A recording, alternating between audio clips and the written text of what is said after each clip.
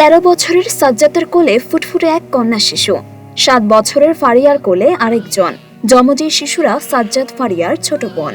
মাসখানেক আগে তারা পৃথিবীতে আসে, কিন্তু জন্মের 1 সপ্তাহের মাথায় হারায় মাকে। বাবা বর্তমানে কারাবন্দী। মাঠের অলরাউন্ডার আমি, আর ঘরের all-rounder Tylox. Tylox toilet cleaner, clean মানেই টাইলক্স। গত শুক্রবার রাতে স্বেচ্ছাসেবক দলের নেতা দিদার হত্যা মামলায় জামালকে বাড়ি থেকে ধরে নিয়ে যায় কোটালীপাড়া পুলিশ। পরে গোপালগঞ্জ সদর থানায় হস্তান্তর করা হয় জামালকে। গত শনিবার জামালকে কারাগারে পাঠানো হয়। 2 শিশুসহ ছোট 3 বোনকে নিয়ে অসহায় হয়ে পড়েছে শিশু সাজ্জাদ। এই অবস্থায় 4 শিশুই খেয়ে না খেয়ে মানবেতর দিন পার করছে। ঘটনাটি গোপালগঞ্জের কোটালীপাড়ার চিত্রাপাড়া গ্রামের। 1 মাস আগে আমার মা মারা যায়। তার কয়েকদিন ধরে আমার বাবাকে ধরে নিয়ে যায়। এখন আমার বাবাকে ধরে নেওয়ার কারণে এই আমার 2 বোন আছে রুমর, তাদের দুধ কেনায় মানে প্রবলেম, কিছু টাকায় সমস্যা। 3 বোনের দায়িত্ব এখন আমারই।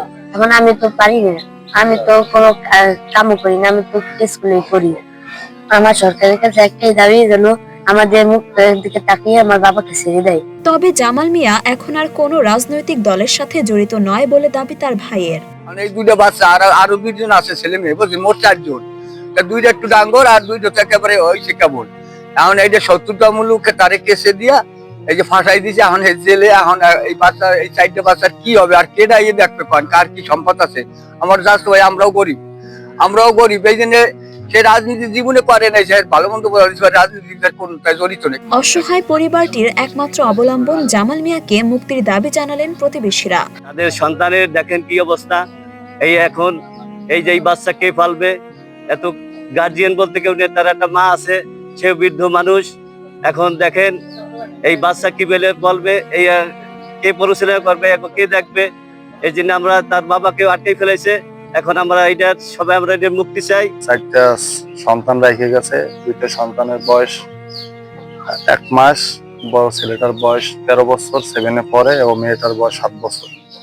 এই অবস্থায় তাদের এখন বর্তমানে থাকা খুবই কষ্টকর। আর সবচেয়ে বড় কথা হলো যে তারা নিষ্পাপ। আমরা জামাল চাচার তার ছেলে মেয়েদের মুখের দিক তাকিয়ে মানবিক দৃষ্টি থেকে, সামাজিক থেকে, এই কোটালীপাড়াবাসী থেকে আমরা তার মুক্তি চাই, তার জামিন চাই। জামাল মিয়া ঢাকার তেজগাঁও থানা শ্রমিক লীগের যুগ্ম আহ্বায়ক ছিলেন বলে জানালেন কোটালীপাড়া থানার ভারপ্রাপ্ত কর্মকর্তা। গ্রেফতার জামালকে কারাগারে পাঠানো হয়েছে। মরিয়ম মিম, ঢাকা পোস্ট।